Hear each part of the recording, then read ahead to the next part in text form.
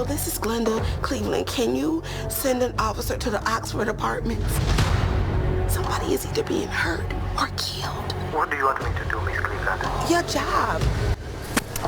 Welcome back. That was a clip from the Netflix series Dahmer Monster, the Jeffrey Dahmer story that we've been talking a lot about. Joining us live to talk about the psychology behind watching true crime is licensed marriage and family therapist Kati Morton. Welcome back, Kati. Thank you so much for joining us. Of course. Thanks for having me. Kati, this is something that's so fascinating to me, and there are people out there that fall in love, we're going to jump right in, and idolize these serial killers. And I don't want to get too far down the rabbit hole. I want the death penalty for people like this, so we don't idolize these people. They don't get the opportunity, but they'll send letters and pictures and money and want to marry them. What is this obsession? Yeah, I find it really interesting as well. The truth about it, I mean, there's mainly two core reasons. Number one, they get attention. Like you said, they're a celebrity, right? They're really powerful in a lot of ways, even as creepy as that may sound. And we're attracted to that celebrity and that attention.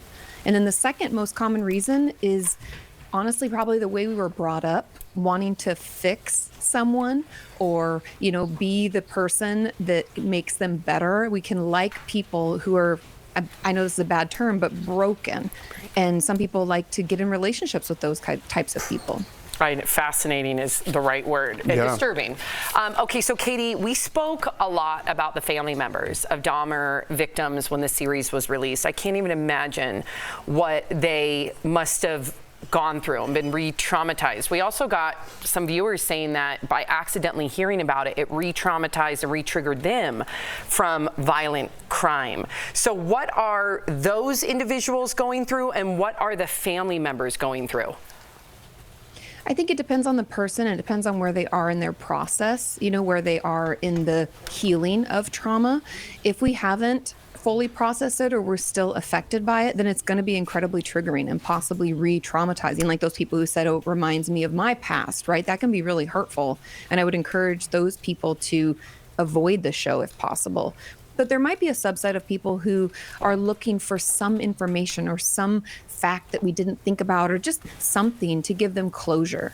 And so those people might tune in. They might actually find it helpful in their process. And so if anybody out there is, you know, on the fence about it, you know, talk with your therapist if you're seeing one. I hope you are. And, you know, be cautious and do what's best for you.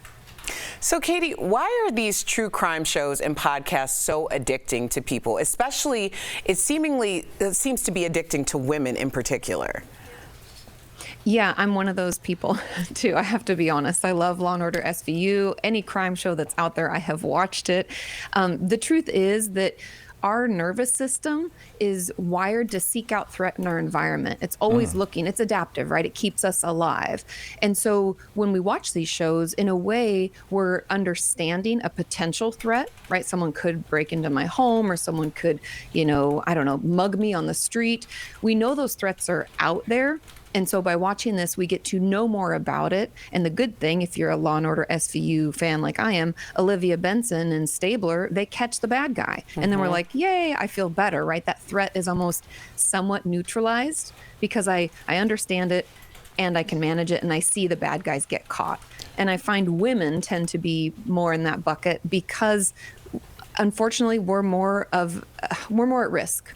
I mean, you know, my husband's never told me he's walked to his car with his keys between his fingers, but I do, you know, and there's a lot of things that I think men don't always understand about our experience. And so I think by and large, we are the ones that want to make sure we understand the threat and we know how to at least manage it, if not neutralize it.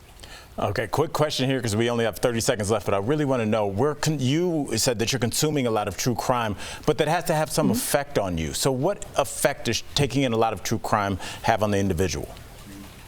Yeah, it can for some people. If it's getting in the way of your ability to sleep, that would probably be the first thing to go. If it's too much and it's affecting your functioning, we should probably minimize it or do what I call like a brainwash, where I'll watch some show that's just a little bit more mellow, like Keeping Up with the Kardashians, for example, just to kind of get my brain out of true crime mode so that I can go to sleep.